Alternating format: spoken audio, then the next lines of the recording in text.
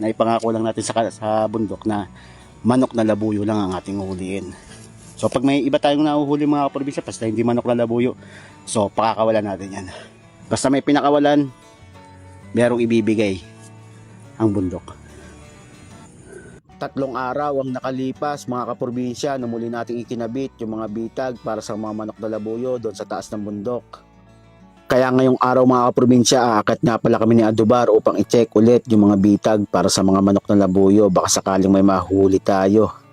Bali araw-araw nga pala namin chine-check yung mga bitag mga kaprobinsya, baka kasi makahuli tayo ng hindi na manok na labuyo. At sa mga magtatanong naman kung sakaling makahuli kami ng hindi manok na labuyo, syempre pinapakawalan natin yan mga kaprobinsya dahil manok na labuyo lang talaga ang ating target dito sa taas ng bundok. Dahil syempre yun ang ipinangako natin dito sa bundok at sa mga followers, syempre susundin natin yan. Bali pagdating pa lang namin dito sa may bungad mga kaprobinsya, bali may namataan nga pala si Adubar ng 2 sisiw na manok na labuyo. Saan sisiw? Andun. Takbuhan, 2. May biglang tumakbo eh. 2 nga, babae. 2 babae. May sisiw. Yung mga bata pa. Gumagala na sila.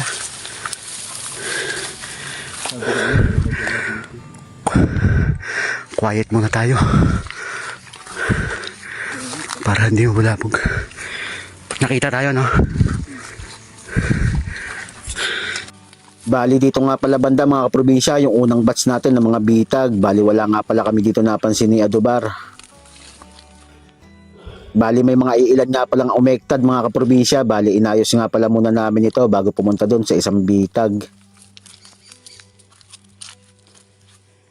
At after nga namin ikinabit ulit yung mga na-ektad na mga bitag mga kaprobinsya, bali pumunta na kami doon sa kabilang batch. At maya-maya nga mga kaprobinsya, may narinig nga si Adubar na bigla daw lumipad na manok na labuyo.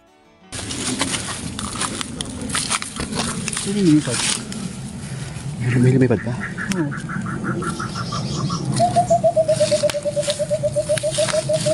Oo. Yung kanina, no?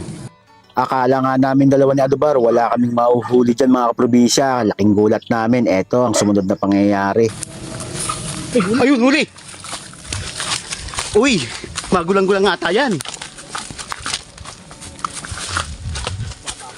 Ay, bata pa rin. Okay. Ilayo natin yung camera.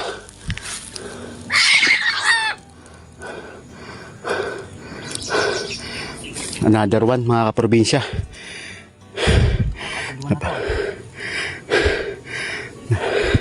Nakadalawa na to, di ba ito yung nakaraan? O yung bata. Kay Bayawak. Ayan o. Ay, ito medyo magulang-gulang pre. May tahig, ano? Matansya mo rito, 1 taon? Hindi pa. Wala pa. Ako naman kasama nito magaspas.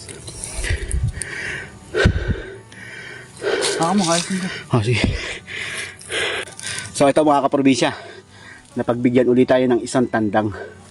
So pangatlong tandang na to. So tingin ni Adubar nito, mas matanda to kaysa kay Alamid kasi may, mas mahaba-haba na daw yung taig niyan. So mga tansya mo rito. Sa siguro mga ano tayo. 9 months. Ay mga kaprobinsya. Pure breed din. So nakatatlo na tayo. So kailangan natin yung medyo magulang-gulang na. Na isa pang magulang-gulang para maiparis natin kay Emerald. So yung mga kaprobinsya, nagbunga lahat ng mga pinakawalan natin, nagbunga. Pakawala tayo ng mga ibon, green pincher, tapos emerald dove, 3 emerald dove na yung napakawalan natin, 1 bayawak, tapos 1 alamid. So nagbubunga na.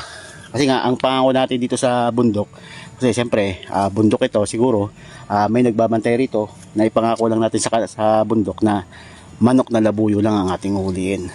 So pag may iba tayong nahuhuli mga kaprobinsya, basta hindi manok na labuyo, so pakakawalan natin yan. Yan, medyo mahina lang yung boses natin kasi mabubulabog yung mga Yung nakama may 2. yung Mga bata pa. tapos meron pa palang 2 nakita si Adubar. Dalawang inahin yun, no? Mga bata pa. 2 bata pa pala, hindi pa pala inahin. Nagtakbuhan.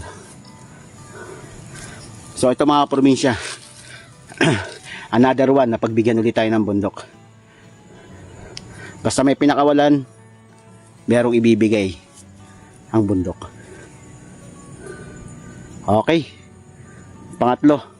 So papangalanan din natin to nung ano. So papangalanan ko to kasi nagpakawala tayo ng ano, si Alamid, yung musang, pinakalanan ko Alamid, tapos yung bayawak, pinangalan ko bayawak. Tapos nagpakawala tayo ng Emerald Dove. So pinangalan ko dun sa may inahin natin na nahuli rin. So ipinangalan ko rin sa kanya Emerald. So nagpakawala tayo ng green pincher ba yun? Ano? Yung fisher. Green Fisher pala. So ito mga kaprobinsya, yung pangatlong tandang na nahuli natin, ipapangalan natin sa kanya Green Fisher, yung ibon na pinakawalan din natin. So ito naman si Green Fisher.